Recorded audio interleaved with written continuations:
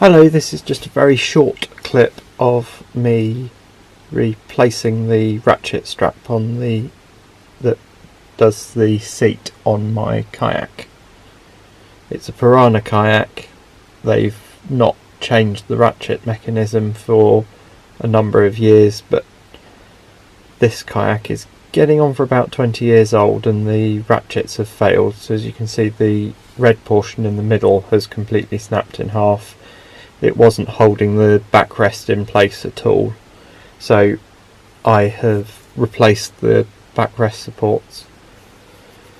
And as I said, the ratchet has remained, luckily for me, completely unchanged in years, which means that I was able just to go in and buy a new set off the shelf without having to